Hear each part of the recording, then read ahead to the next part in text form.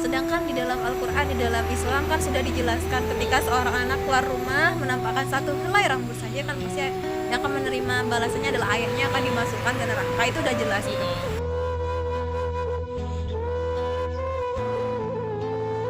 Gimana kalau saya tantang kakaknya buat cobain pakai gamis, pakai hijab?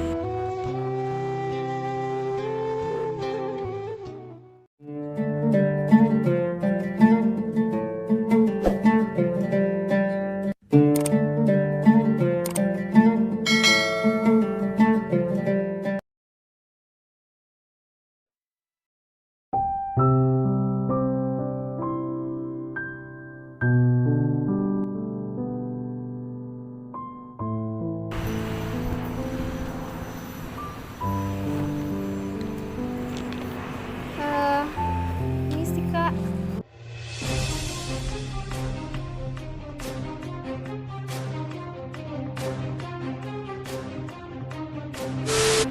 Ya, gimana kan? Lagi sendirian ya? Iya. Lagi sibuk atau nungguin orang nggak kak? Iya, lagi nungguin teman. Bisa numpang duduk nggak bentar? Iya, nggak apa-apa. Beneran nggak apa? Nggak apa-apa. Bisa ya kak? Iya. Kakaknya dari mana kak? Dari Duku. Oh dari Dompet terus di sini? Di sini lagi cari kerja sih. Oh lagi cari kerja gitu. Boleh tahu kakak siapa? Ica. Oh Filda. Iya. Boleh tahu sebelumnya agamanya apa ya kak? Islam kan? Islam. Islamnya dari lahir. Dari lahir. Dari lahir. Emang udah lama di Lombok atau gimana? Iya, kuliahnya di sini. Di Unram. Udah semester berapa? Udah selesai. Udah selesai. Oh Desember kemarin. Oh berarti lagi cari kerjaan ya. Terus nggak balik-balik ke Dompu atau emang gimana? Lagi mau cari kerja di sini dulu. Oh emang ngambil jurusan apa? Pajak. Pajak? Pajak? Perpajakan? Iya, perpajakan, Oh, oke. ekonomi. Oh, oke. Terus di sini berarti ngekos ya? Iya, ngekos, Ngekos. masih ngekos. Terus orang tua udah ngebebasin kakaknya gitu atau gimana? Kan biasanya kalau anak cewek kan pasti adalah dikekangnya, adalah Dikekang sih, ada aturannya, ini itu. ada aturan gitu kan. Kan orang tua jauh tuh di Dompu, Iya. kan nggak tahu apa yang kakak lakuin di sini gitu. Emang apa ya? Kan biasanya kan katanya kakak dikekang gitu. Iya. Cara ngekangnya itu gimana ya? Enggak sih, enggak dikekang, tapi maksudnya ada aja gitu aturannya, misalnya jam pulangnya harus cepet Ditelepon gitu ya? Enggak sih, enggak ditelepon juga, tapi harus tahu sadar diri sendiri. Oh gitu. Tapi kakaknya tetap patuh sama orang tua. Iya, patuh. Masih sehat dua-duanya atau gimana? Apa gimana? Ayah, ibu masih sehat? Oh iya, masih. Alhamdulillah gitu. Iya. Kan soalnya kan ini kebanyakan orang-orang yang biasanya kan kayak merantau atau apa ada masalah keluarga atau broken home atau iya. segala macamnya. Tapi keluarga kakak enggak ya? Baik-baik aja ya? Broken sih. Broken juga? Iya.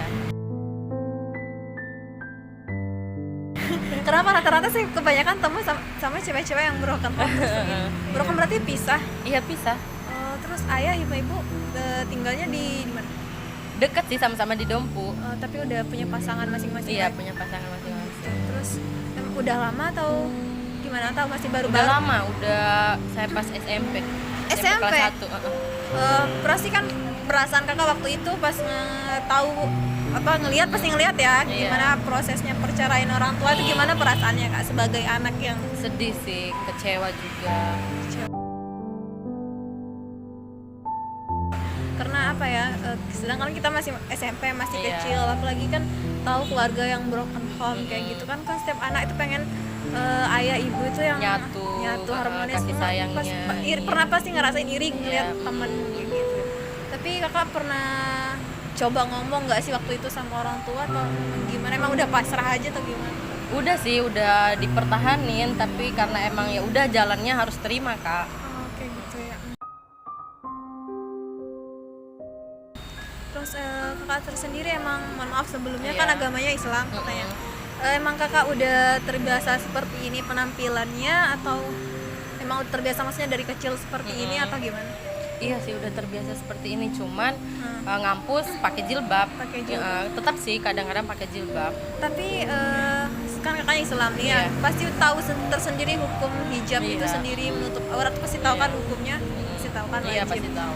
Pasti kan kakak belum ngelakuin sekarang ini, kenapa belum siap untuk menutup aurat sedangkan itu wajib yang Iya. diperintahkan sama Allah? Kenapa? Pasti kan punya alasan Iya. tersendiri gitu. Mungkin ada alasan yang kuat kenapa sampai sekarang kakak masih memilih terbuka seperti ini daripada menutup melaksanakan kewajiban gitu. Mungkin jawabannya apa ya, gimana ya, takutnya menyinggung ya kayak. nggak Tapi apa-apa. mohon maaf nih Nggak apa-apa, sebelumnya nggak apa-apa, ya. mending dari hati aja, nggak apa-apa Tapi adanya. emang PD-nya lebih kayak gini kak. Oh, pedenya. Iya PD-nya.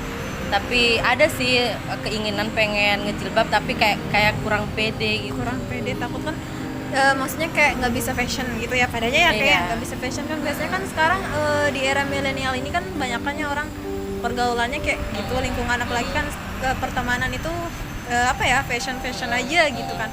Mungkin saya nggak maksud nyinggung juga kak ya. Iya. Di sini kan yang namanya kewajiban sama perbuatan ada suatu hal yang berbeda ya. Iya. Yang namanya perbuatan itu urusan kakak dengan Tuhan, tapi kalau yang namanya kewajiban itu harus tetap kakak lakuin kayak gitu kan. Sedangkan masih komunikasi sama ayah masih baik nggak? Masih. Sayang nggak sama ayah? Iya. Sayang ya, Iya. sayang ya. Gimana kalau seandainya besok ayah udah nggak ada? Siap nggak? Enggak sih. Iya. Sayang ya? Kayaknya susah sih, Susah susah ya? iya. Karena gimana pun ayah yang memperjuangin Iya. kakak seperti ini. Sedangkan di dalam Al-Quran, di dalam Islam kan sudah dijelaskan ketika seorang anak keluar rumah menampakkan satu helai rambut saja kan pasti yang akan menerima balasannya adalah ayahnya, akan dimasukkan ke neraka. Itu udah jelas gitu. Kakaknya mungkin udah berapa helai rambut yang akan ditampakkan setiap Iya. harinya kayak gitu kan.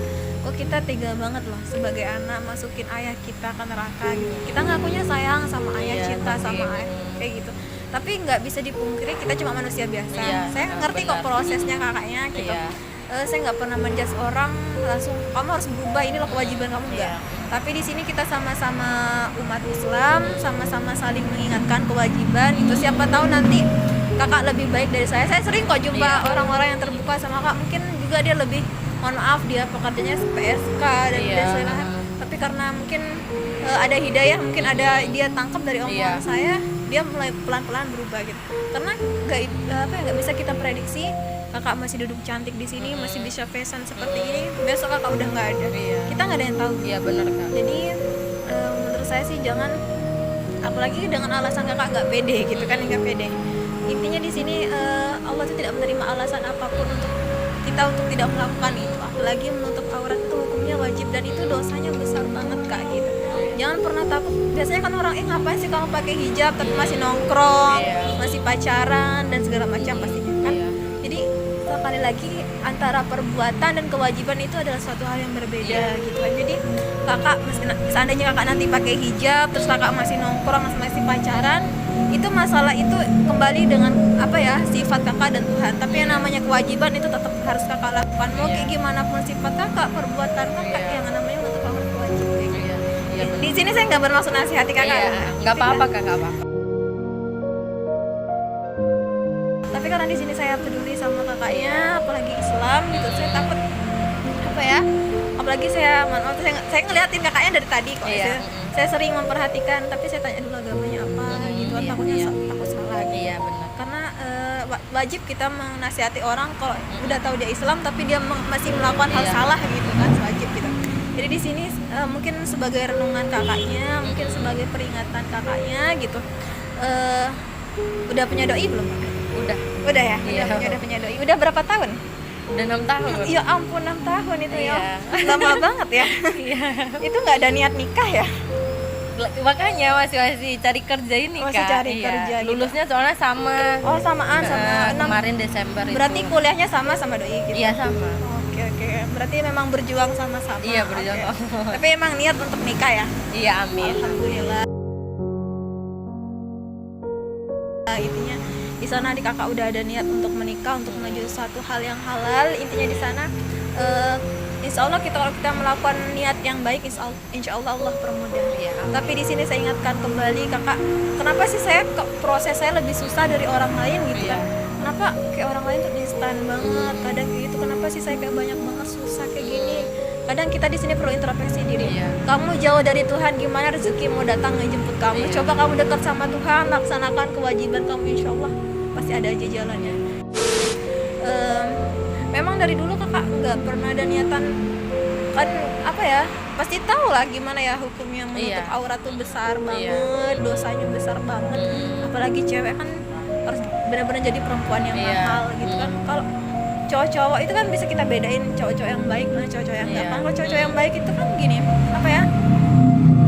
Ngelihat cewek, cara ngelihat cewek, lihat mandang, terbuka, dia nggak bisa fokus lihat yang ini lebih lagi dilihat lagi lebih nggak pernah cukup. Tapi kalau cewek yang baik gitu, apa dia bisa menjaga pandangannya, udah pasti dia cowok yang baik dan dia cowok setia gitu kan. Tapi kalau cowok itu nggak baik itu nggak akan pernah ngerasa cukup dengan cewek-cewek yang terbuka dan lainnya mas, karena masih banyak lagi gitu. Kalau masih mohon maaf dengan penampilan kayak seperti ini banyak banget gitu kan cewek-cewek. Tapi orang-orang yang mau menutup aurat, yang benar-benar mau pakai mahkota, dia itu jarang banget. Kadang meskipun diganggu mungkin cara ganggunya lebih dihormati, assalamualaikum kak atau apa, tapi beda dengan kadang seperti ini, kadang sampai dikejar-kejar. Pasti kayak kita udah ngalamin kan kak. Saya cerita ini karena saya udah ngalamin gitu. Intinya di sini tuh saya pengen kakaknya jadi lebih baik lagi, mungkin entah esok atau kapan. Ya amin. Karena apa ya, kakaknya lebih cantik menutup aurat sepertinya gitu. Tapi pernah nggak pakai tertutup banget gamis atau yang syari itu? Gamis kayaknya pernah, misalnya di acara-acara tertentu gitu, misalnya apa ya, acara-acara keluarga tuh kak, Islam gitu. Lebaran. Lebaran. Lebaran. Tapi biasanya saya emang kadang jilbab kak, kadang jilbab. Tapi jilbab hanya benar gini aja. Itu yang disebutkan Allah kan sebutkan kenapa sih banyak di neraka itu paling banyak penghuninya adalah perempuan, karena mereka berpakaian tapi telanjang. Dia berhijab tapi menampakkan masih menampakkan dadanya semuanya gitu kan. Di sini kan udah ada batasannya, udah ada aturannya. Kenapa sih Allah ciptakan aturan dalam kepada wanita, kenapa sih harus ketat banget? Karena wanita itu mahal gitu. Nggak semua orang bisa nyentuh, nggak semua orang harus bisa memiliki. Intinya hanya orang-orang yang mahal dan mampu. Tapi ngomong-ngomong, kalau pernah coba pakai cadar nggak? Nggak pernah. Tapi kalau ngeliat orang pakai cadar, pandangannya atau perasaannya tuh gimana sih? Jujur aja sih gimana? Lihat orang suka. Maksudnya ya berarti dapat hidayahnya tuh cepat gitu. Tapi orang-orang yang istimewa gitu lah kak. Pernah ngerasa penasaran nggak sih gimana sih pakai cadar gitu? Nggak pernah pengen nyoba atau gimana gitu?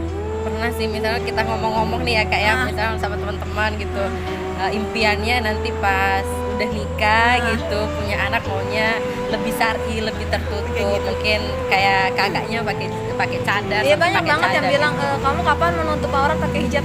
Nanti deh kalau udah nikah gitu. Kebanyakan nanti deh, soalnya kalau udah punya anak, punya suami, pengennya kayak gitu, udah buat apa lagi gitu men.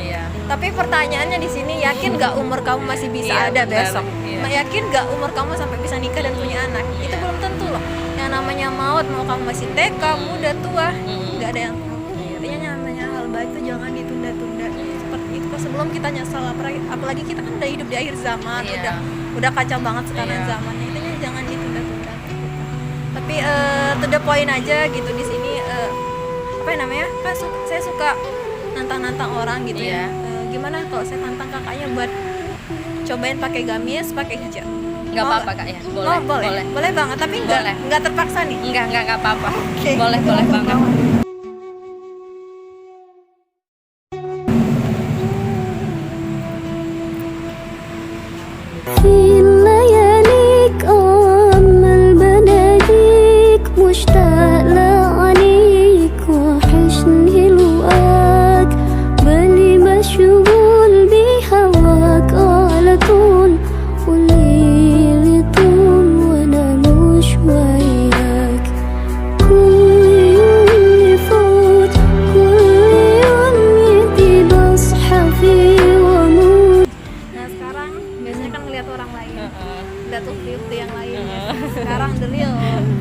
Aku sendiri. Coba ngaca.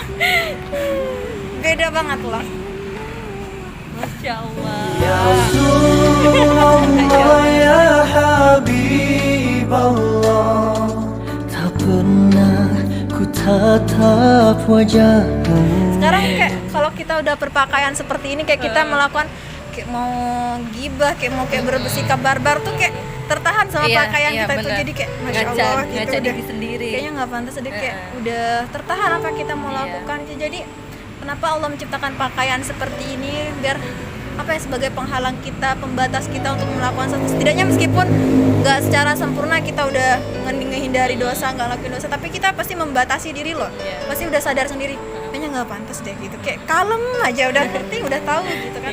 Dan kakaknya cantik seperti ini, masya Allah. Pasti ayahnya Islam kan, pasti kan kayak sering nggak suruh-suruh kakaknya pakai hijab.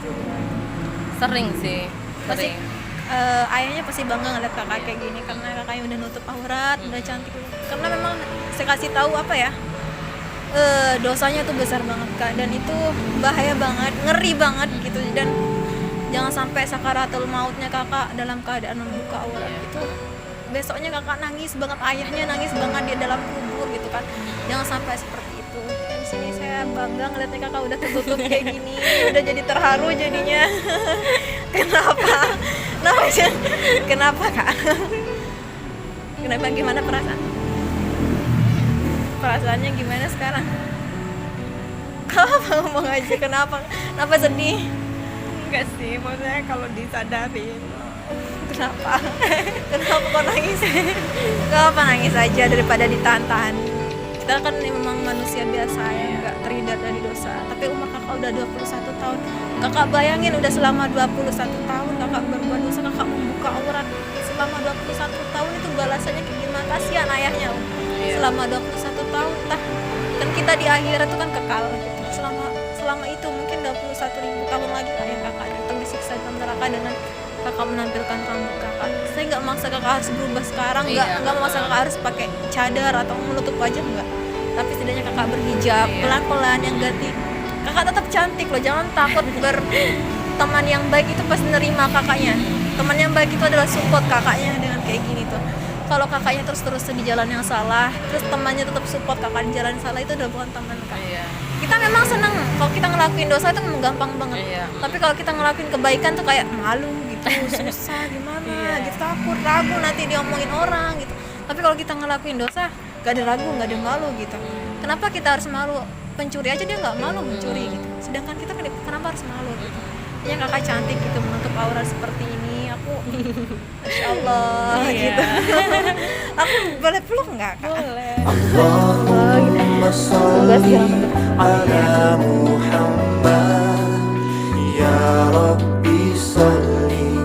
Biar apa ya, dosanya saya mungkin ngajak orang atau bertemu orang, nantangin orang buat apa ya, saya udah biasa buat ngajak orang kasih gamis atau hijab.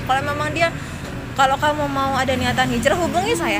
Kalau kamu nggak punya hijab, hubungi saya bilang gitu. Saya siap, saya rela kasih, saya bakal rela bimbing gitu. Jangan pernah takut nggak punya teman atau lingkungan.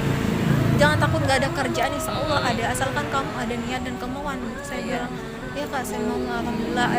Banyak orang yang berubah juga, tapi saya nggak pernah memaksakan orang berubah itu. Jangan pernah berubah karena hanya ingin niat lain, hanya sekadar fashion belaka gitu, dan jangan gitu. Tapi benarkan berubah untuk orang lain. Siapkan dari hati aja gitu, dan insya Allah kalau perubahan dari hati itu kita rasain sendiri manfaatnya gitu. Intinya kayak gitu. Saya udah ngomong banyak sama kakaknya, mungkin di sini nanti kakak ada hal baik yang kakak dapat dari saya, tapi jangan pernah ambil buruknya dari saya Kak. Saya cuma minta hal baiknya aja, dan saya mohon maaf lagi udah ganggu. Nggak apa-apa Kak, nggak apa-apa. Dan kakak nggak ngerasa terganggu nih? Nggak sama sekali, malah senang nih karena ketemu teman baru, cerita-cerita baru, hal-hal baru lagi. Alhamdulillah gitu, karena memang apa ya, kita harus berani mencoba hal baru kan, apalagi itu hal baik gitu kan. Jadi kita sekarang udah 21 tahun kakaknya, jadi udah mulai berpikir gitu, mana yang salah, mana yang boleh gitu. Jangan, kalau kita harus terus-terusan berpikir tentang duniawi, nggak akan ada habisnya. Kalau kamu ngejar dunia, kamu dapat dunia. Tapi kalau kamu kejar akhirat, kamu dapat dunia dan akhirat. Udah enak banget, dunia kamu dapat, akhirat juga dapat. Intinya kalau kejar dunia aja kita dapat. Dan dunia itu bisa Allah ambil kapan saja. Seperti itu. Mungkin itu aja yang saya kasih tahu kakaknya. Setelah itu bisa kakak renungkan kembali entah kapan, di rumah atau kapan gitu. Siapa tahu nanti kalau memang butuh saya, hubungi saya aja.